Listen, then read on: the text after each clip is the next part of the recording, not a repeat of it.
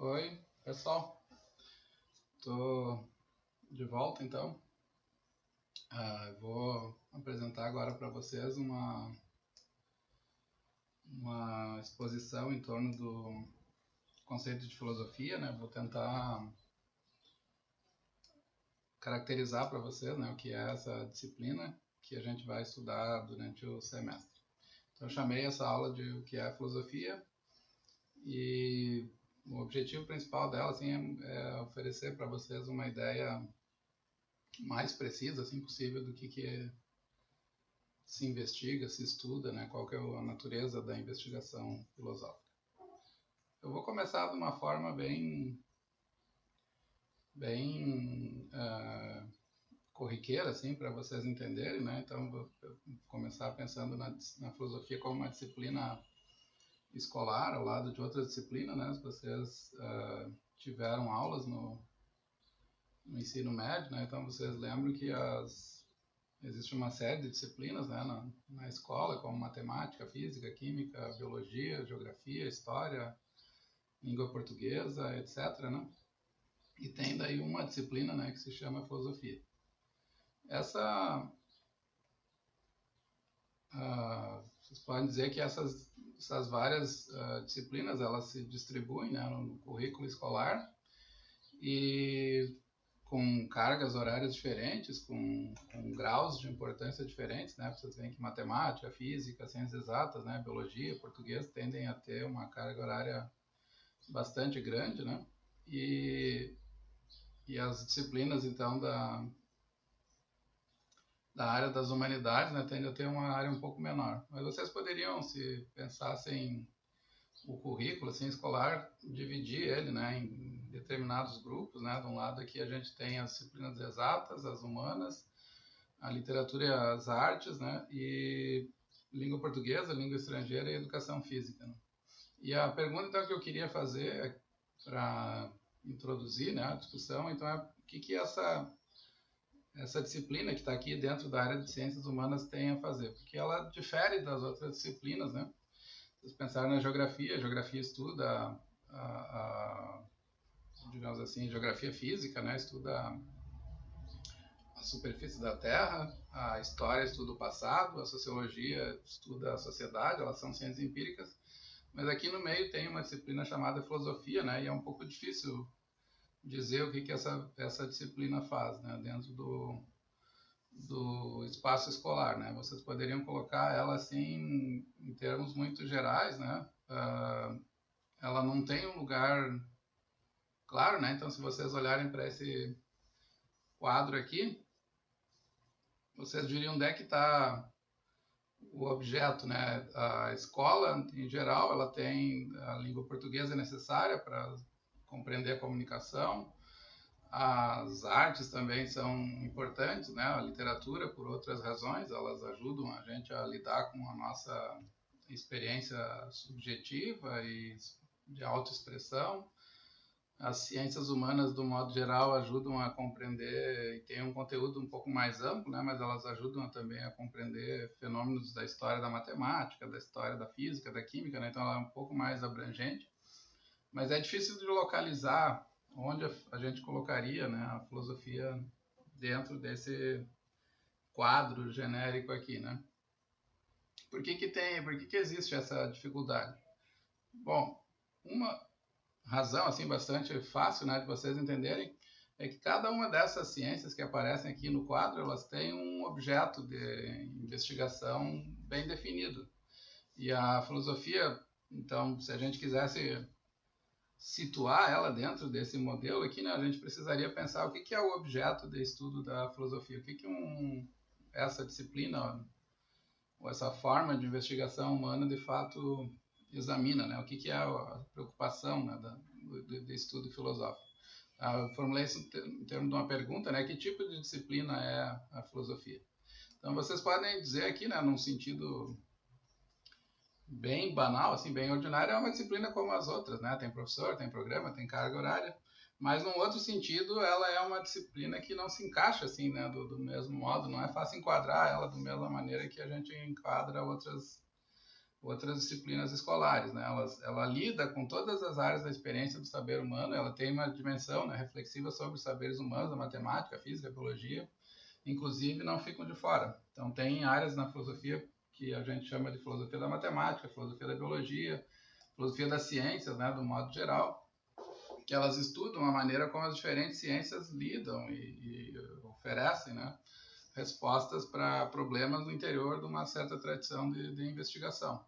Então, se vocês fossem colocar a filosofia naquele modelo do diagrama ali que eu apresentei anteriormente, esse modelo aqui, provavelmente vocês teriam que colocar a filosofia como uma disciplina que se estende assim nesses vários domínios, desde o mais específico dos objetos muito particulares da matemática até as questões ligadas à língua portuguesa, né, e de comunicação no modo geral, porque a linguagem é também, né, uma das áreas em que a filosofia tem realizado investigações. Então nós, como eu coloquei aqui, né, nós temos a filosofia da arte, da história, das ciências formais, das ciências naturais, das ciências sociais, da linguagem, do corpo, né? A filosofia parece estar presente em todas essas dimensões, né, da atividade escolar. Então, a melhor maneira de representar seria colocar ela aqui como essa barra transversal aqui, né, que atravessa, uma disciplina que atravessa todas as demais disciplinas pelo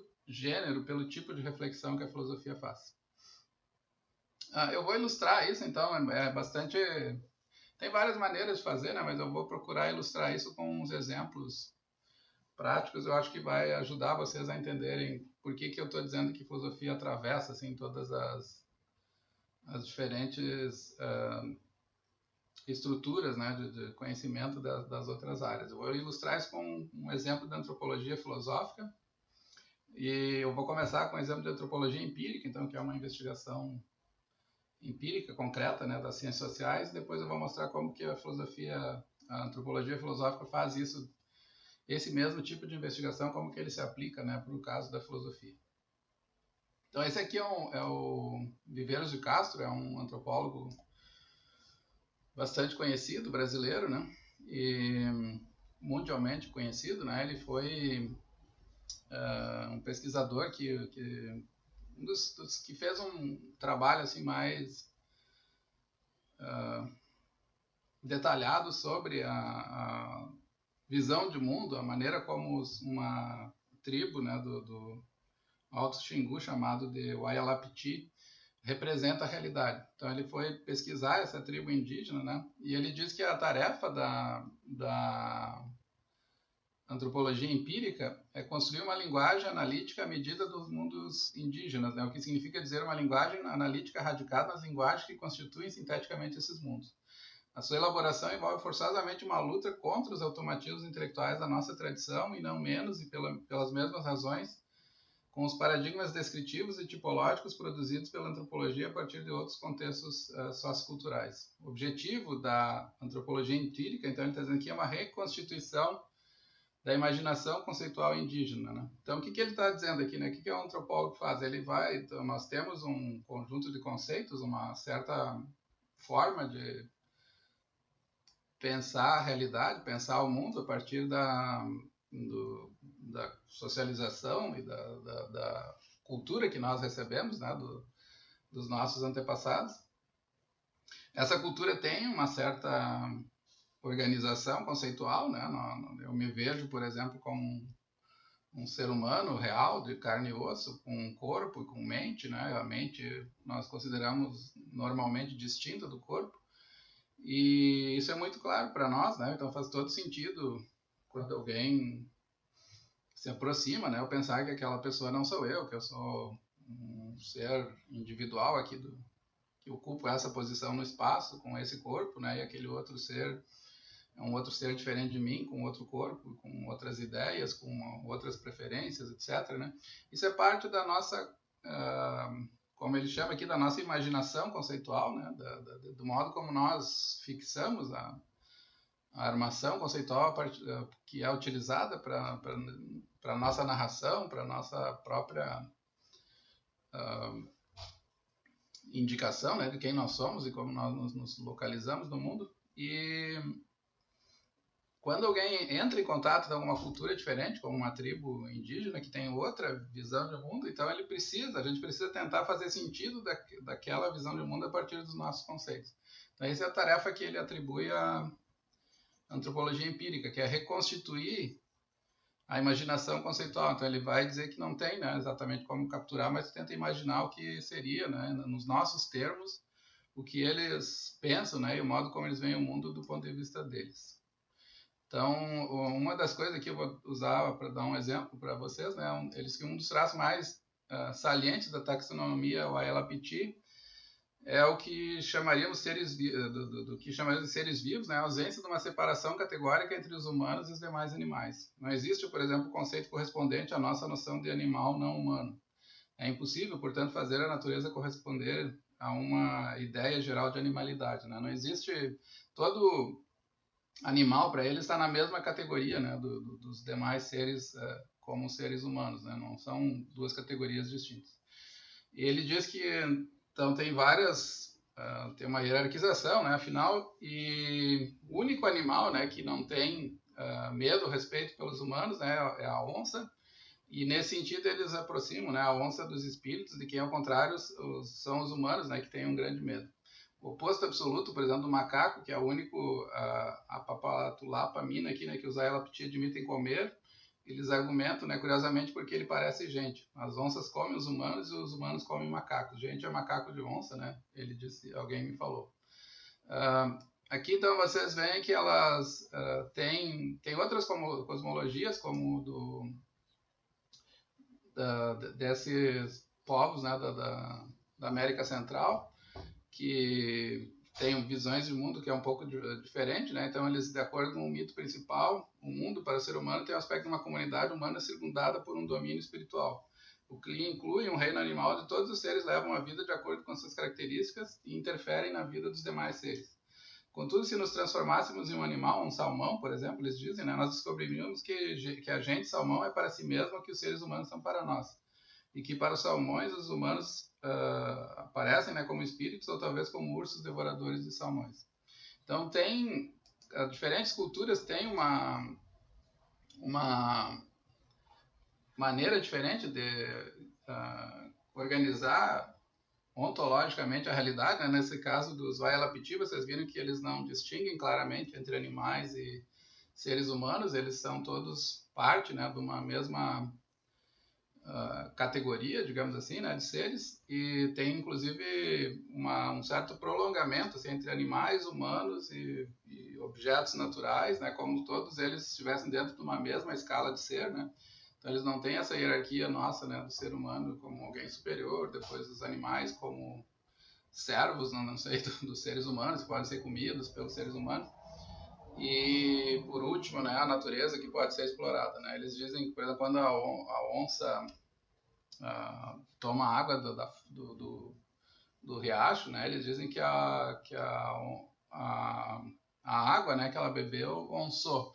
A água se transformou em onça, né? Então ela tem toda uma ligação assim entre as vários componentes da realidade.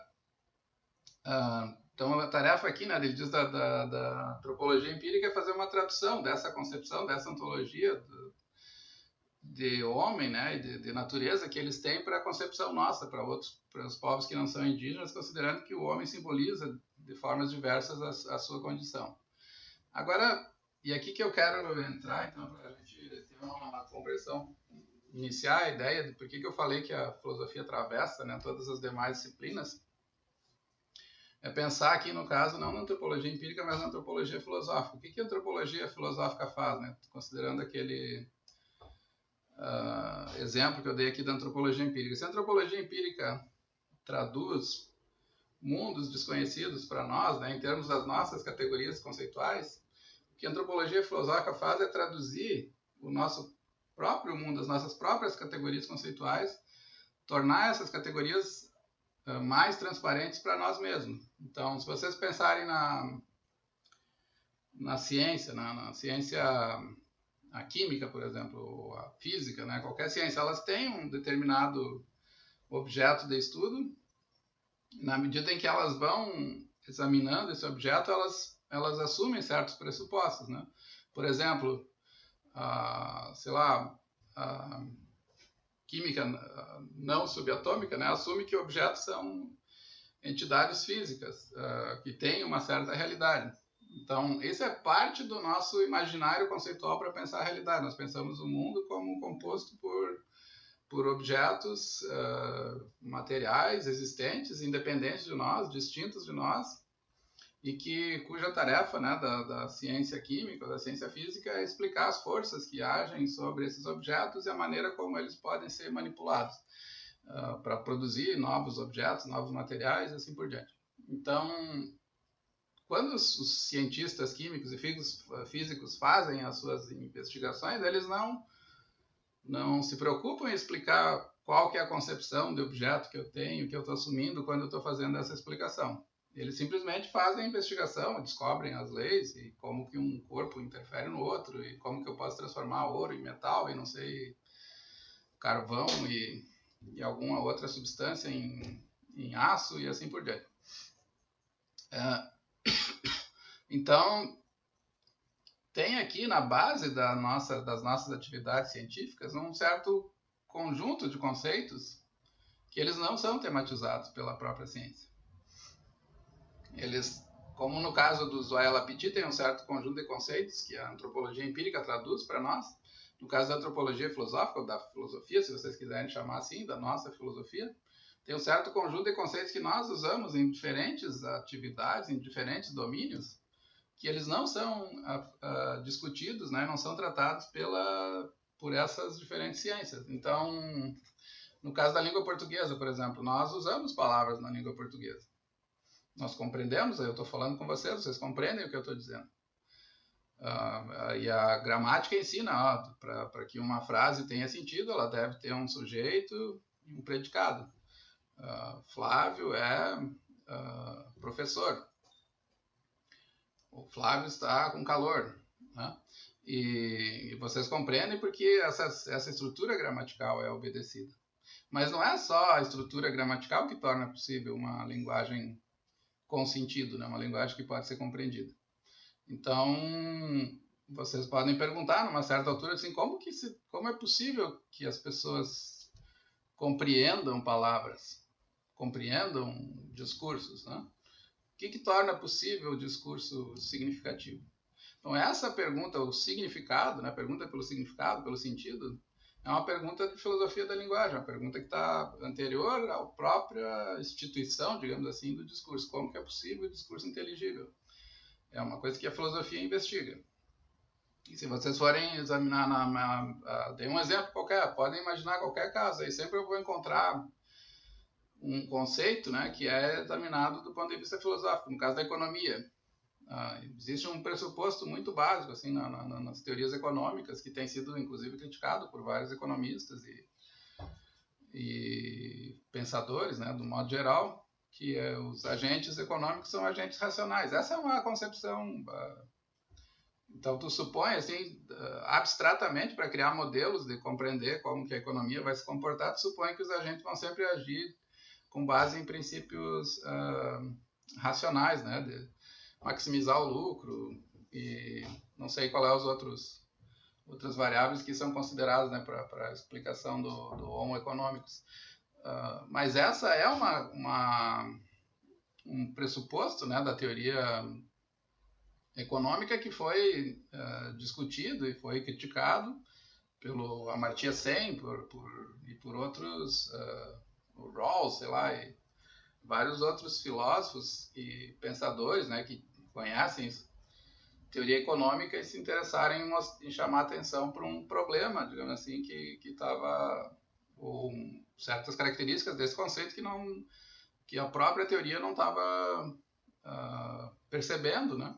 Então, na medida em que tu muda o conceito basilar, ali o fundamento da teoria, tu vai ter outro tipo de projeção, tu vai ter um outro tipo de resultado, tu vai ter uma outra ciência econômica, né, que vai levar em conta variáveis completamente distintas, né?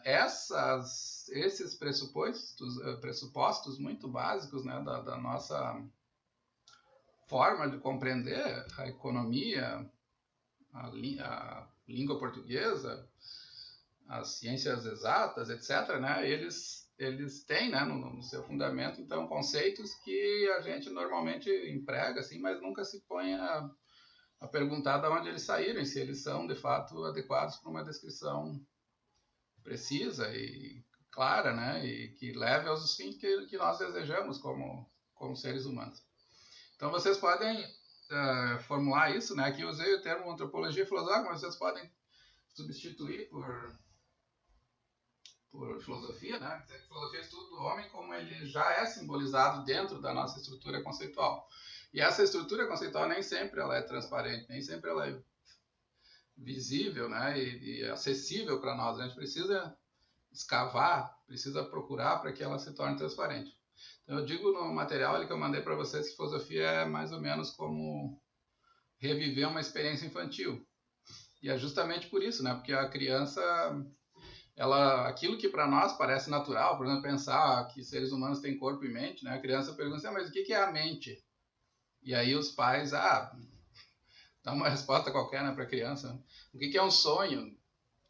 O que é um pensamento, né? Onde é que estão os pensamentos? Isso que a gente normalmente não pergunta e simplesmente pressupõe, né, na experiência cotidiana, então é onde a filosofia vai localizar os seus problemas, né? E tratar, né?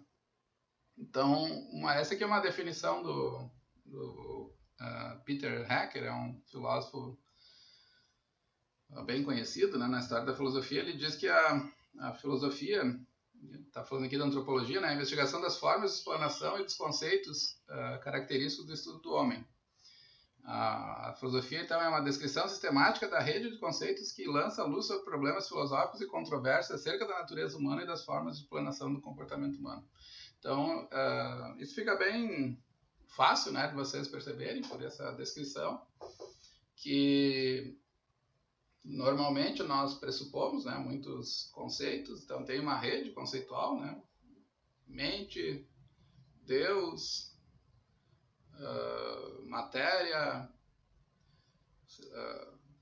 estado, né, o bom e mal, belo e feio, são linguagem, enfim, tem uma infinidade assim de conceitos que vocês vão... Vida, né, um conceito também de difícil explanação. Tempo, espaço, na metafísica. Causalidade, né, um conceito que eu gosto de usar para exemplificar para vocês, né, um médico, é um exemplo que eu dou ali no texto, né, o médico diz que fumar causa câncer, né, vocês não devem fumar. Então ele está dizendo que tem dois objetos, a realidade... Olha só, nessa frase simples, assim, né, tu pode distrair uma ontologia. Ele está dizendo que a realidade é composta por coisas, por objetos. Não é que nem na ontologia dos Vayalapiti, que as coisas são contínuas, né, são coisas distintas. Seres humanos são distintos de objetos, então tem dois objetos na realidade, o fumo e a doença pulmonar, lá não sei, câncer de pulmão. E esses dois objetos eles estão interligados entre si, de tal maneira que um objeto A, o fumo, causa um efeito B, que é uma doença fatal, né, ou sei lá, patologia tratável, né, mas que prejudica, né, a vida das pessoas. Então, o que ele está dizendo, assim, numa simples frase, ele está pressupondo uma série de conceitos que nos dizem como o mundo é, como o mundo pode ser explicado em termos causais. E essa estrutura básica que ele utiliza, conceitual que o médico utiliza nas suas explicações, ela não é examinada pela ciência. O que significa dizer que um objeto é causa do outro? Então, isso é uma discussão enorme que tem em filosofia da ciência e em metafísica, né, para explicar a causalidade. Causalidade significa que alguns defendem uma teoria da regularidade, né, então dizer que um objeto causa o outro, né, ou que existe uma relação causal entre eles, significa que eles aparecem de maneira regular. Quando um aparece, o outro aparece sozinho. Mas tem visões mais realistas, né, que dizem que não é simplesmente uma regularidade, uma certa sucessão regular. Significa dizer que o mundo não poderia ser diferente do que ele é, tal como ele está sendo descrito, né? Então, que é uma necessidade, na realidade, não uma mera regularidade. Nós não poderíamos pensar um mundo com uma outra estrutura é impossível, né? O mundo tem um conjunto de estruturas fechadas, assim, ele não é um todo causalmente ordenado simplesmente por sucessão regular, ele é um todo definido, né, com estruturas definidas que não podem se modificar. Então, se vocês pensarem nas leis econômicas em termos realistas, então significa que as leis econômicas são essas e elas não podem ser alteradas, né? Nesse sentido, tem uma metafísica na economia, né? Então, a base da economia é uma compreensão das relações econômicas como relações instituídas assim de maneira necessária, né? Não tem outras leis diferentes das leis que não é um mero acaso que as leis são essas, né? E alguns podem ter uma visão antirrealista, assim, dizer que é uma mera sucessão, assim, deu o seu acaso, né? Que se tu mudar algum aspecto da realidade, as leis vão se alterar também. Então, esses pressupostos, né, são objeto da investigação filosófica. Eles são filosóficos porque eles não estão tematizados pela própria ciência empírica, né? Então, vocês podem dizer que essas caracterizações filosóficas, elas não são meras descrições, elas têm também um conteúdo normativo, porque nós não tem como a gente conseguir expressar e conseguir, né, fazer o tipo de colocar, né, os nossos interesses e o tipo de estrutura, né, que nós gostaríamos que uma sociedade, por exemplo, tivesse sem, de alguma maneira, recorrer, né, a esses conceitos. Eu não faria, só um exemplo aqui da ciência, né, nós não faríamos ciência se nós adotássemos outros modelos, ciência econômica, por exemplo, que se adotassem outros modelos diferentes daqueles que a ortodoxia econômica aceita hoje. Então, esses conceitos que a filosofia se interessa, eles têm um papel descritivo, eles dão conta, né, de como nós pensamos a realidade, mas também são normativos, porque a gente não consegue pensar as ciências e atividades humanas, ações, a própria autoconcepção que nós temos nós mesmos fora desses conceitos, né? Eles, ao mesmo tempo que eles são capturáveis, né, numa descrição, eles também definem, né, como o que é uma investigação, por exemplo, dentro de um determinado âmbito científico. Isso mostra, então, vou fechar aqui. Isso mostra que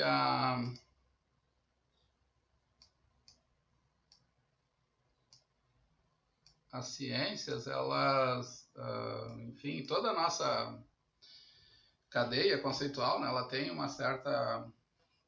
tem conceitos, né, que são mais gerais, que são de difícil caracterização.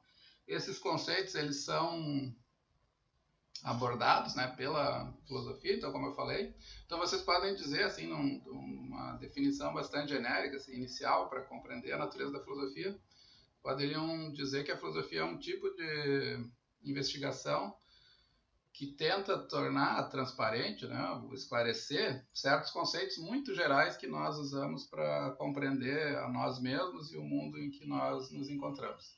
Tanto na ciência quanto nas ações cotidianas, né? Eu dei vários exemplos da ciência, mas vocês podem pensar também em exemplos da vida regular, né, da nossa, ordinária, né? Pense, por exemplo, na moralidade, né? A gente diz que é errado, se choca, né, com certas notícias, chora, né, quando vê certas imagens na TV. Então tem alguma coisa errada no mundo hoje, né, que a gente manifesta isso no nosso comportamento cotidiano. Mas quando que a gente pergunta, né? Raramente a gente pergunta o que significa dizer que uma certa ação é errada. O que torna uma ação errada?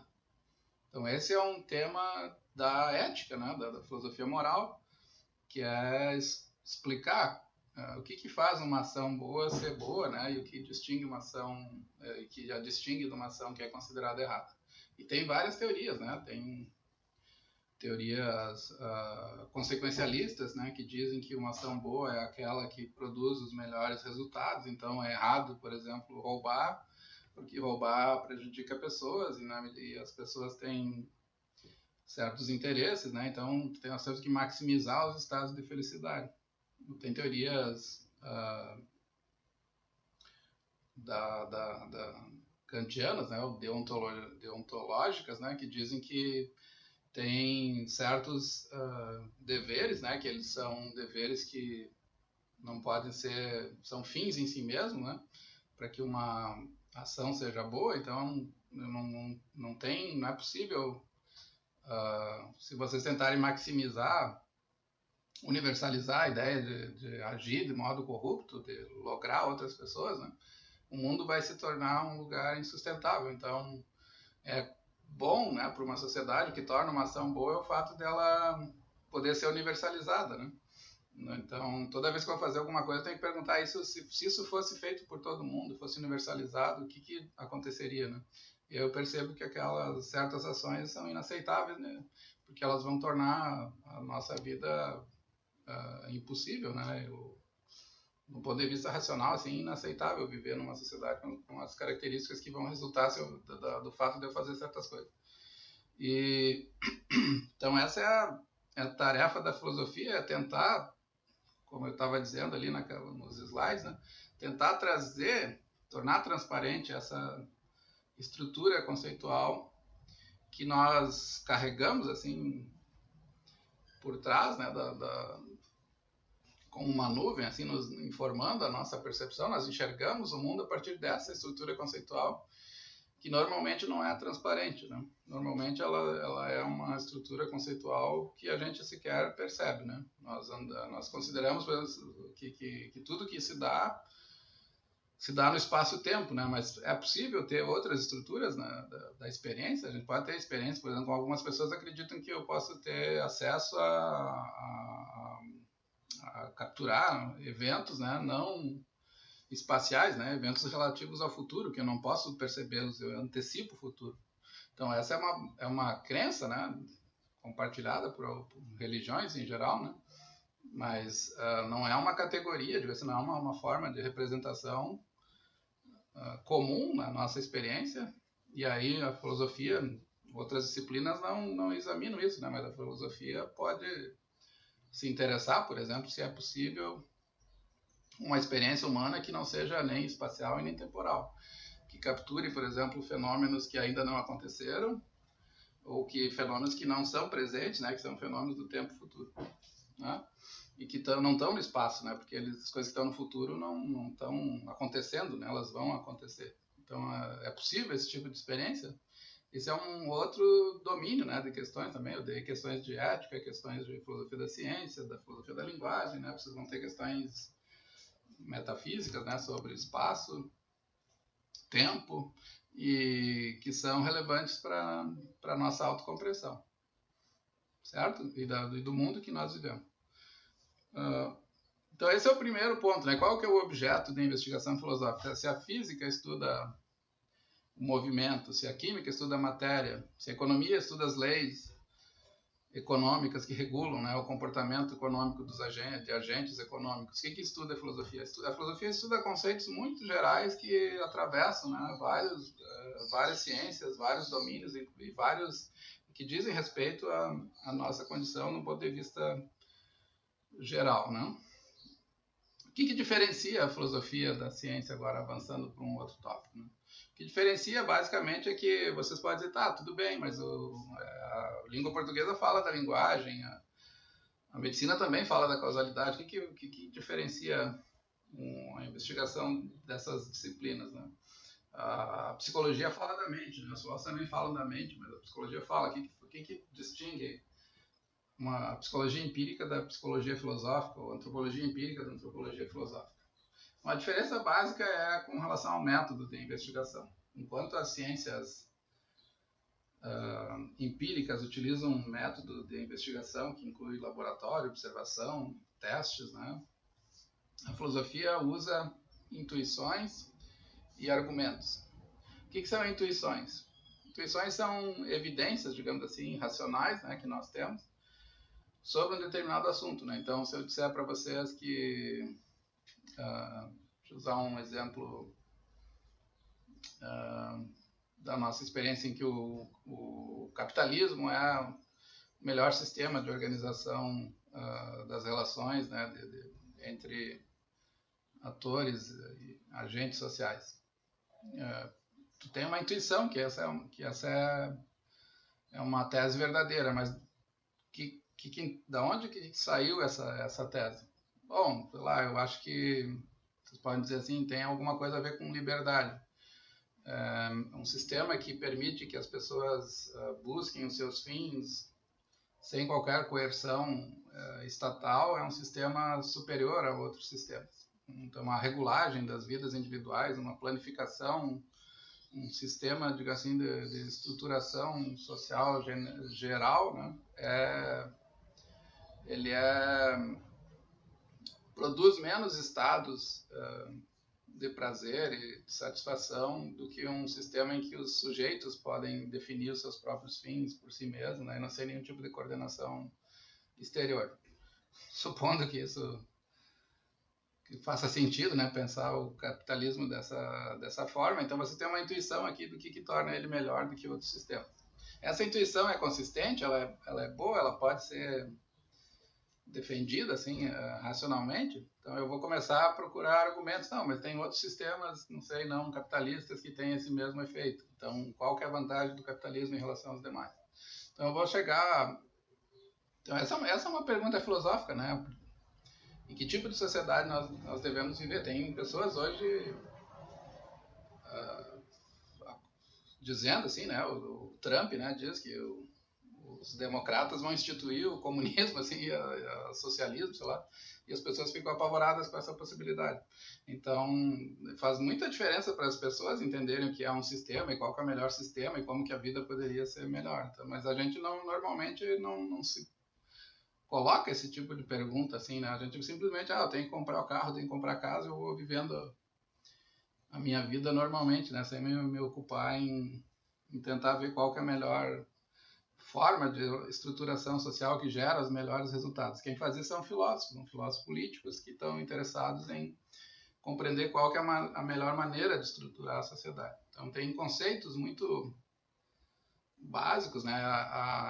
O Rawls, por exemplo, né? Vocês vão ver no texto do Paul Collier aí, que a gente vai estudar, ele foi um filósofo que defendeu que a sociedade gera distorções, essas distorções têm que ser atacadas pelo próprio Estado. Então ele admite a ideia de um Estado que intervém nas distorções sociais. Essa é uma boa maneira, né, de criar uma sociedade, um capitalismo justo? Talvez seja, né? Então, mas a gente precisa examinar quais são as razões que existem para defender essa posição do Rawls em relação a outras posições que foram defendidas por outros autores. E é assim que a filosofia funciona. A filosofia parte de certos pressupostos que são dados intuitivamente para nós, né, por evidência racional, por reflexão, e ela tenta estabelecer qual que é a melhor teoria. E essas teorias depois são utilizadas, né, por cientistas, por economistas, por várias pessoas, né? O Marx, por exemplo, é um filósofo, né, que teve um impacto enorme na história ocidental,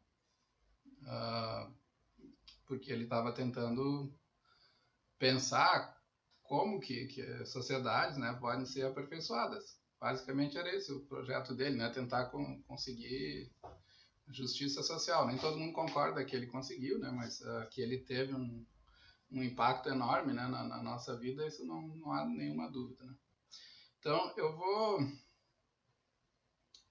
deixa eu ver se eu acho aqui o arquivo da nossa que eu coloquei para vocês